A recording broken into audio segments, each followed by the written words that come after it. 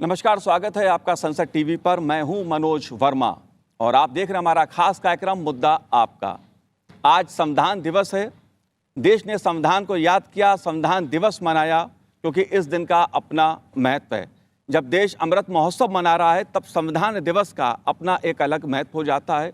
1949 में आज ही के दिन 26 नवंबर को देश ने संविधान को अंगीकार किया था। संविधान में नागरिक अधिकारों की बात है, कर्तव्यों की बात है और भी बहुत कुछ बात है उसमें। उन्हें समझने की ज़रूरत है। संविधान के प्रति लोग जागरूक हों, इस दृष्टि से, इस उद्देश्य से संविधान दिवस देश में मनाया जाता है। दो खास मेहमान मेरे साथ इस समय मौजूद हैं जिनसे हम समझने की कोशिश करेंगे कि संविधान दिवस के आज का जो दिन है वो कितना महत्वपूर्ण है, क्या मायने हैं इसके, और तमाम जो सवाल उठते हैं उनके भी समझने की हम कोशिश करेंगे। वरिष्ठ भाजपा सांसद विनय सहस्त्रबुद्धे जी हमारे साथ हैं। विनय जी, आपका बहुत बहुत स्वागत है संसद टीवी पर। और कांग्रेस के वरिष्ठ राज्यसभा सांसद शक्ति सिंह जी हमारे साथ हैं। शक्ति जी, आपका भी बहुत बहुत स्वागत है संसद टीवी पर। विनय जी, अगर संविधान दिवस की आज हम बात कर रहे हैं तो आप इस दिन को कैसे देखते हैं?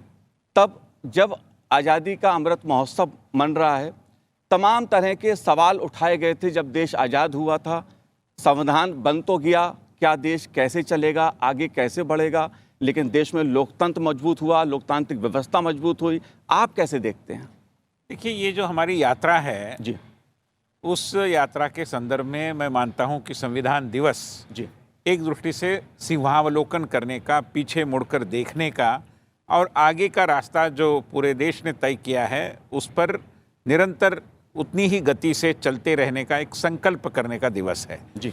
और अगर मैं देखूं कि संविधान जो बना और उसके पहले जितनी सारी प्रक्रियाएं हुई और भारत में जो पहले से ब्रिटिश कानून थे वो कानून, भारत की आवश्यकता के अनुसार नए कानून, और बहुत गंभीर चर्चाएं भी हुई। हम संविधान सभा की चर्चाओं के आलेख जब देखते हैं तब वो पता चलता है कि कितनी गहन चर्चा हुई थी। जी। तो उसके बाद ये संविधान हमने स्वीकृत किया और भारत में एक दृष्टि से जो पहले से जनतांत्रिक परंपराएं थी ही उनको हमने एक नया कलेवर दिया, एक नया रूप दिया, और यहाँ पर जिसको प्रातिनिधिक जनतंत्र बोलते हैं, रिप्रेजेंटेटिव डेमोक्रेसी, उसकी आधारशिला रखी गई और उसके बाद में चुनाव और बाकी सारी प्रक्रियाएं चल पड़ी।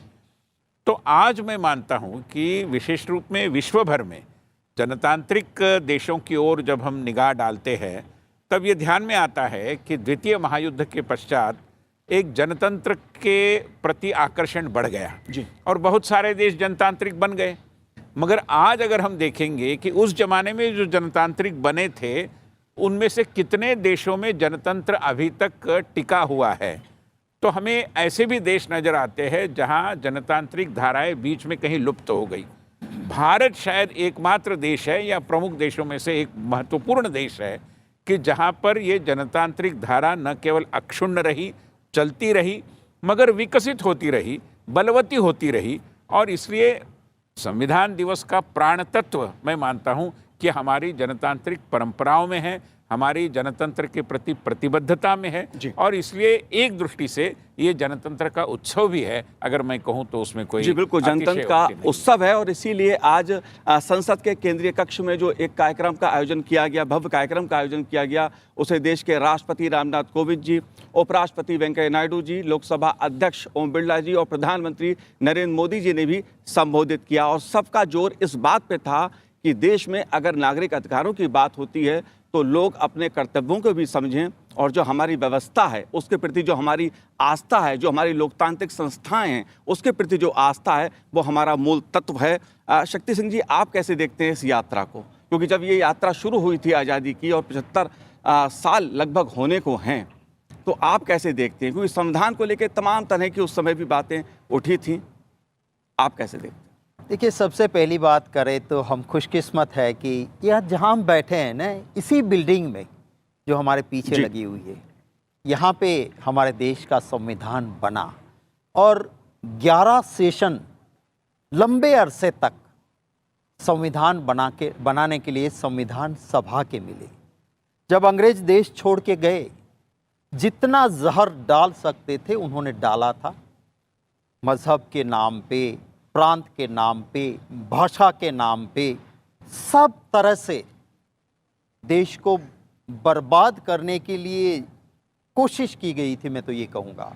और उसके बाद जब देश को आज़ादी मिली तो हमारे उन पूर्वजों को याद करना होगा कि जिन्होंने इस पार्लियामेंट के इसी बिल्डिंग में बैठ के संविधान सभा में एक ऐसा संविधान बनाया जिसके ऊपर हम सब हिंदुस्तानी फ़ख्र ले सकते हैं, नाज कर सकते हैं।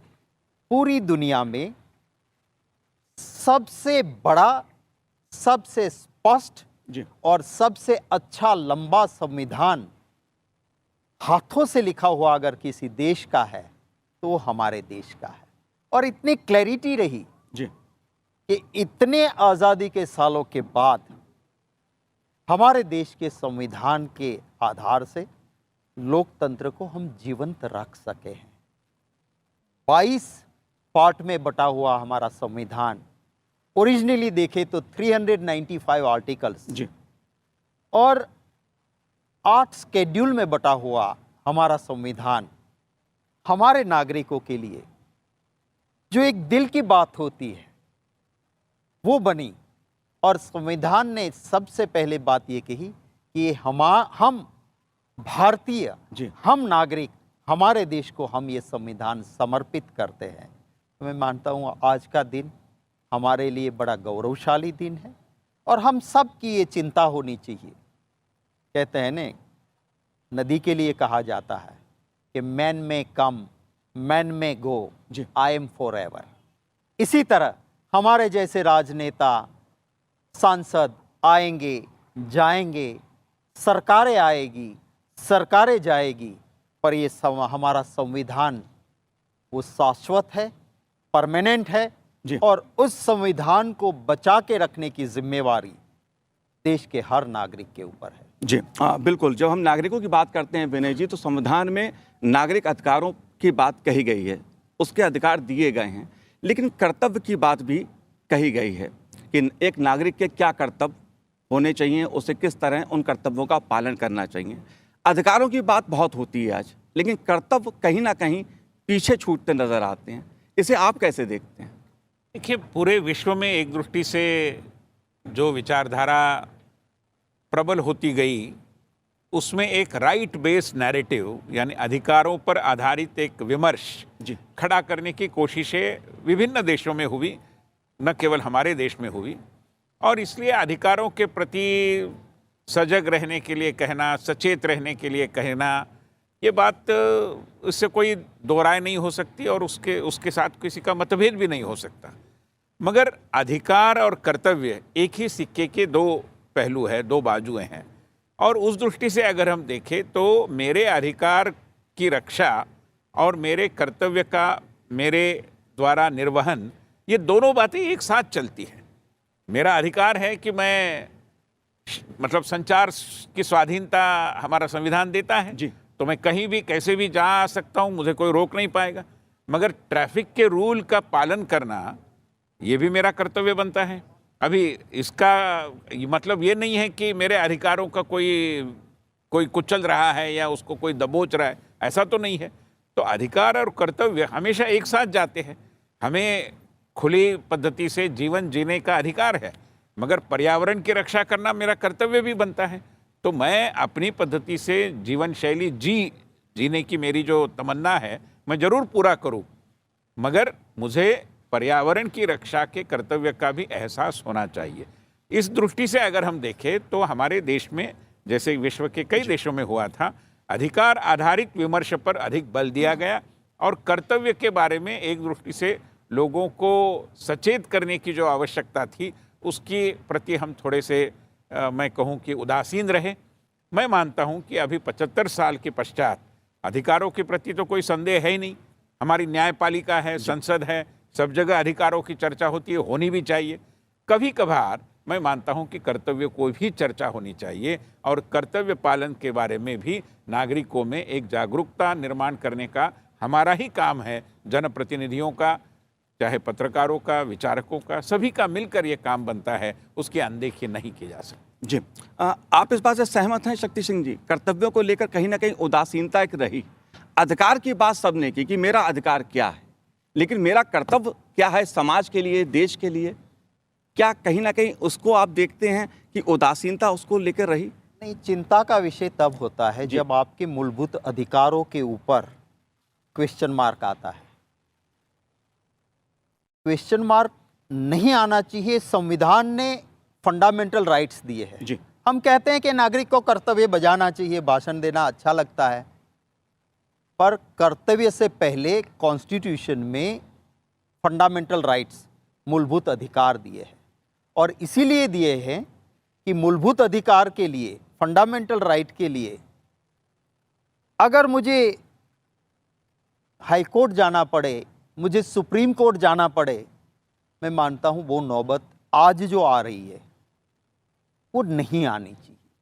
अगर एक नागरिक अपने कर्तव्य की चूक ना करे वो ज़रूरी है, मैं भी मानता हूं, पर नागरिक अगर कर्तव्य की चूक करता है तो उसको ठीक करने के लिए कड़े कानून है, कड़े प्रावधान है, और उसको इम्प्लीमेंट करने के लिए सत्ताएं हैं, प्रशासन है, शासन है, पावर है, वो उसको करवा सकता है। पर एक गरीब आदमी के फंडामेंटल राइट का कहीं वायोलेशन होता है तो अगर उसको जाना है तो उसकी जेब में पैसे हैं कि मैं हाई कोर्ट जाऊं, मैं सुप्रीम कोर्ट जाऊं।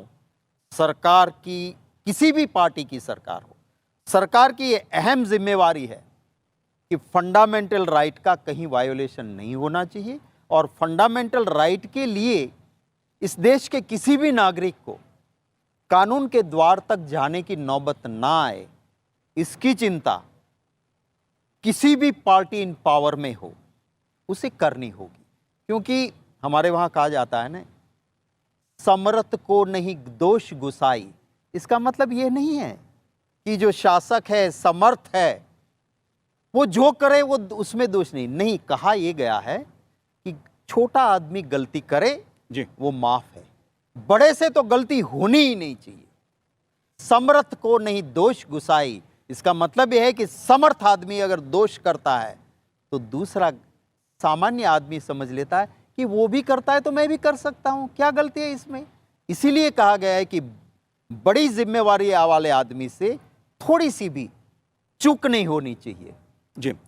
विनय जी, आप कैसे देखते हैं, क्योंकि जिस तरफ इशारा शक्ति सिंह जी ने किया, क्या आज जहाँ तक मेरी जानकारी है, न्यायपालिका जो हमारी है, चाहे कोई कितना भी गरीब हो, उसको भी एक न्याय का मौका देती है कि इस देश में। जी सॉरी, मैं आपको कह रहा हूँ, जी, आपकी बात सही है जी, पर मुझे पता नहीं आप गए हो कि नहीं हाई कोर्ट या सुप्रीम कोर्ट। मैं तो खुद हाई कोर्ट में प्रैक्टिस कर चुका हूँ, इसलिए जो न्याय लेने के लिए जाना वो एक आम आदमी के लिए जी, मैं हाउ कॉस्टलियर, हाउ डिफिकल्ट वो है, उसकी तरफ मेरा इशारा। जी, बिल्कुल। और उसमें कोई पॉलिटिकल नहीं, जी, मैं नॉन पॉलिटिकल। बिल्कुल, मैं राजनीतिक बात कोई कर भी नहीं रहा हूँ, मैं राजनीतिक बात कर भी नहीं रहा हूँ, ना चाहूंगा कि आज के दिन राजनीतिक बात हो, क्योंकि देश इतना बड़ा है और देश जिन चुनौतियों के साथ आगे बढ़ा है उसमें कहीं ना कहीं कुछ अच्छा भी हुआ है तो कुछ कमियां पहले भी रही होंगी। लेकिन लोकतांत्रिक दृष्टि से अगर मैं बात करूँ विनय जी, पिछले जो 75 सालों का एक शासन हमारा रहा है, इसमें लोगों की आवाज़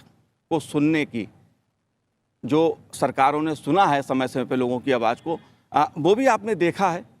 और जिस तरह से फंडामेंटल राइट्स के हनन की बात शक्ति सिंह जी कर रहे हैं, उसे आप कैसे देखते हैं? नहीं, देखिए, शक्ति सिंह जी की जो बात है, फंडामेंटल राइट्स के हनन से हमने बचना चाहिए, वो होने नहीं देना चाहिए, इससे तो कोई मतभेद होने का कोई कारण ही नहीं बनता। हम तो उन लोगों में से है जिन्होंने इमरजेंसी के काल में जब हमारे फंडामेंटल राइट्स कुचलाने की कोशिशें हुई थी तब हम जेल गए थे, सत्याग्रह किए थे, तो उसके बारे में कोई संदेह नहीं। मैं कोई राजनीतिक दृष्टि से इसको नहीं देख रहा हूँ, मैं प्रतिबद्धता बता रहा हूँ। तो जो भी है वो तो बिल्कुल सही है, उसके बारे में देश में कहीं कोई मतभेद नहीं है। ये जो संविधान है और जिस पद्धति से उसमें बीच में परिवर्तन हुए, उसका जो उद्देशिका है उसमें भी परिवर्तन हुए, मगर आज हम उस सबको स्वीकार करते हुए, आज अगर पठन हुआ है संसद के मध्यवर्ती कक्ष में तो उसी का तो पठन हुआ है, तो वो कोई संदेह नहीं है। सवाल ये है कि हमारे देश में, और शक्ति सिंह जी मुझसे सहमत होंगे, एक भ्रांति निर्माण की गई कि जो कर्तव्य की बात करता है वो शायद अधिकारों के विरोध में है। ऐसा क्यों माना जाना चाहिए? ऐसा बिल्कुल नहीं माना जाए। उसके कारण हुआ क्या कि एक अपराध बोध जगह, एक गिल्ट कॉन्शियस, कि मैं कर्तव्य की ज़्यादा बात ना करूं, अगर मैं करूं तो लोग मेरे अधिकारों के प्रति जो प्रतिबद्धता है, कमिटमेंट है, उस पर सवालिया निशान लगाएंगे। ये एक दृष्टि से विकृति थी जी। और मैं मानता हूं कि इसको दूर करना चाहिए। कर्तव्य और अधिकार दोनों साथ साथ ही चलने चाहिए, चलेंगे, चल सकते हैं और उसी के कारण देश चल रहा है। हमारे देश में लाख लोग होंगे कि जिनकी गलतियां हो रही है या जो थोड़ा सा अपने काम में कसूर रख रहे हैं, मगर उससे भी कई गुना अधिक लोग हैं जो अच्छे तरीके से, इसीलिए तो देश चल रहा है। जी। तो मैं मानता हूं कि लोग कर्तव्यपरायण तो होते ही होते हैं, सामान्य व्यक्ति कर्तव्यपरायण ही होता है, मगर फिर भी जैसे हम अधिकारों के प्रति लोगों को सचेत करते हैं, वैसे कर्तव्यों के प्रति भी करने की अपनी एक दायित्व की भूमिका होनी चाहिए। इतना ही इसके संदर्भ में मेरा कहना। शक्ति सिंह जी, एक बहुत बड़ी प्रवृत्ति देखने को मिली इन सालों में कि हमारा देश संविधान के आधार पे आगे बढ़ा। दुनिया के दूसरे देशों ने, किसी ने पड़ोस में ही किसी ने मजहबी आधार पे देश को बनाने की कोशिश की। संविधान के आधार पे देश आगे बढ़ा, सरकार किसी की भी रही, संविधान के अनुसार ये देश चला। लेकिन फिर भी तमाम तरह के सवाल उठाए जाते हैं। देश की जो हमारी संवैधानिक संस्थाएं हैं, हमारी व्यवस्थाएं हैं, समय समय पर वो सवाल उठाए जाते हैं। जबकि अगर देखा जाए तो उन संस्थाओं के कारण, उन व्यवस्थाओं के कारण हमारा जो संविधान के निर्माता ने जो सपना देखा था, जो लक्ष्य तय किए थे, वो कहीं ना कहीं मजबूत हुए हैं, लोगों को अधिकार मिले हैं। इसको आप कैसे देखते हैं इन सवालों को? देखिए, दो तीन चीज़ें हैं मनोज जी। एक तो जिसने भी हमारा संविधान बनाया जी, वो बड़ा सोच समझ के एक दूरंदेशी के साथ बनाया, और हमारे संविधान के अंदर जितनी क्लैरिटी है, दुनिया के किसी भी देश के संविधान में इतनी क्लैरिटी नहीं है। इसीलिए इतने सालों तक जो हम चले हैं। और गांधी जी ने एक बहुत अच्छा कहा था कि संविधान आप कैसा भी बना लो, देश का कल्याण और हित तभी होगा जब उस संविधान को इम्प्लीमेंट करने वाले आदमी के दिल में अंतिम आदमी के कल्याण की चिंता रहेगी और एक वो क्लैरिटी रहेगी कि मैं जो कर रहा हूं वो जायज़ कर रहा हूं। अब देखिए, जब संविधान बन रहा था तब एक बहुत बड़ी बहस, लंबी बहस किस पे चली? क्योंकि अंग्रेजों का शासन था तो स्वातंत्र सेनानियों के खिलाफ सेडेशन का, राष्ट्रद्रोह का केस लगाया जाता था। तो हमारी संविधान सभा ने चर्चाएं की कि अब तो हम स्वतंत्र हो गए हैं, देश आज़ाद है, तो ये प्रावधान रखना चाहिए या नहीं रखना चाहिए। जी, सबसे बड़ी लंबी और इंटरेस्टिंग बहस अगर आप संविधान की चर्चाएं देखें तो वो हुई, और उसमें आखिर में ये हुआ कि अंग्रेज इसका मिसयूज़ करते थे, पर अब लोकतंत्र में जो सरकार आएगी वो सेडेशन का दुरुपयोग नहीं करेगी, ये मान के चलना चाहिए, और नहीं ही होना चाहिए। Rarest rare, this is the word, rarest rare case में ज़रूरत पड़े तो इसका प्रावधान रखो कि यूज़ करे सरकार। पर इसमें भी अगर मिसयूज़ होता है तो आने वाले दिनों में आने वाली पार्लियामेंट सेडेशन के प्रावधान को हटा दे। वो एक बहुमत संविधान सभा का था। आज उसी बात को लेके, माने आप देखिए दूरंदेशी, उस वक्त पे जो चिंता संविधान सभा ने जताई थी उस पे आज चर्चा हो रही है। हमारी जो एजेंसीज है, सरकार कोई भी आती है, कोशिश होती है सबकी, मैं मना नहीं करता हूं, पर एक जिसको कहते हैं ना बिलो बेल्ट, आप उस हद से नीचे जब कोई भी जाता है तो एक चिंता का विषय होता है, एक क्वेश्चन मार्क भी होता है।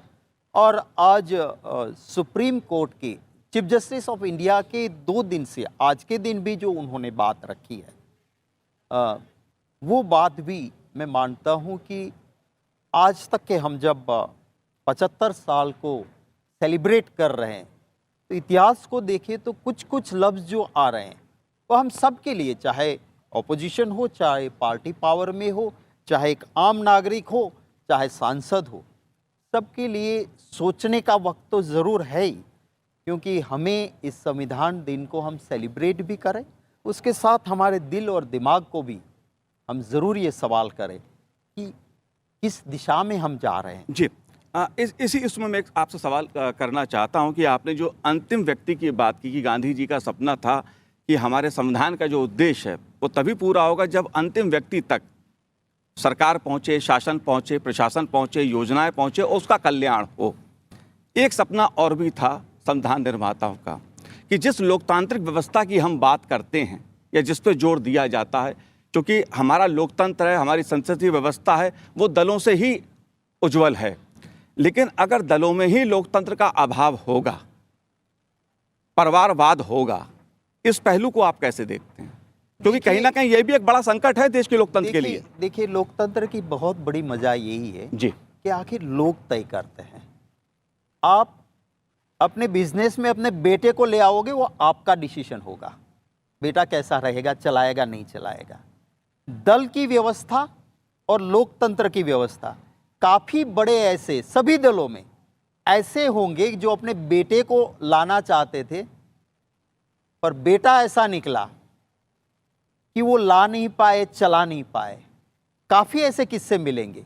लोकतंत्र की मजा ये है कि ये अगर एक ग्रेट ग्रैंडफादर जिसके पास सब कुछ था, उसने सब कुछ छोड़ा और उसके बाद आने वाली जनरेशन अगर आना चाहे, पर लोगों ने वोट नहीं दिए तो, लोग नहीं चाहे तो, दल के अंदर के लोग, अंदर भी एक लोकतांत्रिक व्यवस्था होती है। मेरे वहां मैं आपको बात करूं मेरी पार्टी की, तो पार्टी प्रेसिडेंट बनने के लिए बाकायदा चुनाव हुआ। सोनिया गांधी जी के खिलाफ हमारे एक बड़े नेता ने नॉमिनेशन किया और वोटिंग हुई और लोकतांत्रिक तरीके से अध्यक्ष। ये परंपरा जो होती है दलों के अंदर भी और दलों के बाहर, मैं किसी का नाम नहीं लेना चाहता हूं, पर महाराष्ट्र में एक बहुत बड़े नेता एक पार्टी के थे, अपने बेटे को लाना चाहते थे, लोगों ने नकार दिया तो नहीं चला। जी, तो ये जो चर्चाएं होती मैं है, ना कांग्रेस पार्टी की बात करूंगा परिवारवाद को लेकर, ना मैं सोनिया जी का आपने जिक्र किया, वरना विनय जी अभी कुछ टिप्पणी कर देंगे तो माहौल राजनीतिक हो जाएगा। भी नहीं चाहता हूं और इसीलिए मैंने किसी का नाम भी नहीं जी।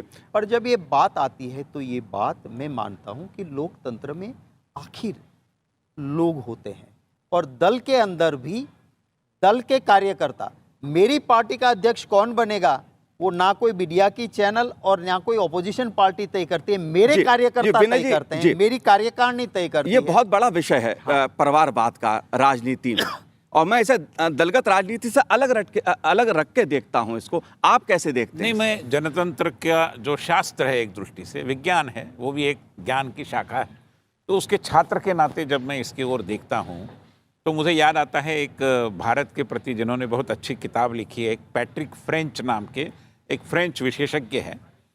उन्होंने अपने किताब में टिप्पणी की है कि जिस पद्धति से परिवारवाद पनप रहा है, हो सकता है कि लोकसभा एक वंश सभा बन जाएगी, क्योंकि सब मतलब हेरिडिटरी जो भी एक रिलेशनशिप है उसी के आधार पर आए हैं। ऐसी उनकी एक टिप्पणी है जो मैं मानता हूं कि हमारे लिए, और मेरे मानने में ये दोनों हमारे लिए, मैं आता हूं हमारे लिए एक सोचने का विषय निश्चित रूप में है। मगर आज माननीय प्रधानमंत्री जी ने भी इसका एक जिक्र किया, और राजनीति में एक परिवार के 2-3 व्यक्ति आने के बारे में किसी का विरोध होने की जरूरत नहीं, क्योंकि जैसे शक्ति सिंह जी कह रहे हैं वो चुनकर आ रहे हैं जी। अभी वो चुनकर आने के लिए उन्हीं को क्यों खड़ा किया जा रहा है नाम का एक विषय आता है इसमें, और वो भी इतना मतलब उसको हम सिंप्लीफाई करके नहीं देख सकते। मगर महत्वपूर्ण बात यह है कि आज देश में अगर आप वेबसाइट देखेंगे चुनाव आयोग की, तो हमारे देश में रिकग्नाइज्ड और रजिस्टर्ड ऐसे दलों की संख्या 2700 है, जो मैं मानता हूं कि किसी अन्य देश में इतनी नहीं होगी। मगर इसमें जो कहीं ना कहीं चुनकर आए हैं लोकसभा में, विधानसभाओं में, तो ऐसे राजनीतिक दल कितने हैं? महज 25 है, 50 है, 50। इन 50 दलों को अगर आप सिलसिलेवार देखेंगे, हर राज्य में है, हर विचारधारा के दल होंगे। मैं ऐसा नहीं कहता और मैं किसी को कटघरे में खड़े करने के लिए नहीं कह रहा हूं, मैं एक छात्र के नाते, अध्येता के नाते कह रहा हूं। इन 50 में विशुद्ध विचारधारा के आधार पर चलने वाले दल, जहां पर आप ये नहीं बता सकते कि इस दल का अध्यक्ष आने वाले काल में कौन होगा, ऐसे दलों की संख्या 5 या 6 है। और जिन दलों के बारे में आप ये कह सकते हैं कि इस दल का आज से 40 साल बाद अध्यक्ष कौन होगा, जो आज शिशु अवस्था में है, ऐसे दलों की बहुतायत है। ये मैं मानता हूं कि हमारे लिए जनतंत्र का जो स्वास्थ्य है उसके लिए हानिकारक है जी। क्योंकि आप चॉइस ही वही रखते हैं। Democracy is all about choice. जी, एक बहुत संक्षेप में आप दोनों से मैं एक टिप्पणी और चाहूँगा कि बहुत बड़ा मसला है एक अभिव्यक्ति की आज़ादी का। बहुत ज़्यादा चर्चा इस विषय पर होती है। कहा जाता है संविधान में अभिव्यक्ति की आज़ादी का अधिकार दिया गया है। असीमित अधिकार है ये विनय जी क्या? मुझे ऐसा नहीं लगता, क्योंकि अभिव्यक्ति के अधिकार का उपयोग करने वालों को भी अपने कर्तव्य के प्रति सजग रहना पड़ता है। मुझे अभिव्यक्ति का अधिकार है, इसका मतलब ये नहीं कि मैं अनाप शनाप बोलूं। जनता के नुमाइंदे के नाते हम संसद में चुनकर आए हैं, मगर इसका मतलब ये नहीं कि सभागार में हमारे सदन में हम मनचाही बात रखें, ऐसा तो नहीं हो सकता। वहाँ पर भी अनपार्लियामेंट्री भाषा का प्रयोग नहीं हो सकता। वहाँ पर भी विदाउट एनी एविडेंस, सबूत, आप उस तरीके से बात नहीं कर सकते। तो ये सारी चीज़ें तो है ही। और इसलिए मैं मानता हूँ कि अभिव्यक्ति की आज़ादी का सम्मान होना चाहिए, मगर अभिव्यक्ति की आज़ादी की आड़ में गलत चीज़ों को समाज में प्रचारित प्रसारित करना, किसी का अपमान करना, किसी की भावना को ठेस पहुंचाना, ये जो सारे चलते हैं, ये भी नहीं होने चाहिए। जी, आप क्या कहना चाहते हैं? मैं ज़रूर इस पे ऊपर बात करना चाहता हूँ और मैं अटल बिहारी वाजपेयी जी को ज़रूर इसमें याद करना चाहता हूँ कि अभिव्यक्ति की आज़ादी के नाम पे एक लिमिट से ऊपर जाने का रोकना का, जैसे कि राजीव गांधी जी लाए एंटी डिफेक्शन एक्ट, पर इसको मजबूती देने का काम अगर किया किसी ने तो अटल बिहारी वाजपेयी जी ने भी ये कहा। राजीव जी के कानून लाने के बाद जब ये लगा कि राज्यसभा के अंदर चुनाव में एमएलएज पैसों का व्यवहार करके गलत तरीके से अपने दल के ऊपर उठ के करते हैं, तो अटल बिहारी वाजपेयी जी ने ये कहा कि ओपन बैलेट सिस्टम, पार्टी के नुमाइंदे को आपको दिखाना पड़ेगा कि पार्टी की डिसिप्लिन में मैं हूं और मैं हॉर्स ट्रेडिंग में नहीं। जी। आज अभिव्यक्ति के नाम की आज़ादी के नाम पर सरकारें तोड़ना, बीजेपी या कांग्रेस का नुमाइंदा है तो पैसे के जोर पे वो एमएलए जो पार्टी की डिसिप्लिन को तोड़ के अभिव्यक्ति के नाम पे अगर हॉर्स ट्रेडिंग में बिकता है और कोई खरीदता है, तो ये लोकतंत्र के लिए हमारे अटल बिहारी वाजपेयी जी या राजीव गांधी जी अलग पार्टी के दो प्रधानमंत्री की भावनाओं के ठेस पहुंचा के लोकतंत्र को कलंकित करने वाला ये काम हो रहा है। बिल्कुल बिल्कुल शक्ति सिंह जी, आपने अटल जी की बात की, यही लोकतंत्र की खूबी है। आप कांग्रेस का सांसद है, लेकिन पूर्व प्रधानमंत्री अटल बिहारी वाजपेयी जी का आप जिक्र कर रहे हैं, उनको याद कर रहे हैं आप। ये खूबसूरती है इसकी। और जहाँ तक आपने संकट की बात की, अगर लोकतंत्र के लिए परिवारवाद संकट है तो धनबल बाहुबल की राजनीति भी एक बड़ा संकट है। विनय जी, शक्ति सिंह जी, आपने हमसे बात की, आपका बहुत बहुत शुक्रिया, बहुत बहुत धन्यवाद। Thank you. तो आज हमारे इस कार्यक्रम में इतना ही। मुझे दीजिए आज्ञा, नमस्कार।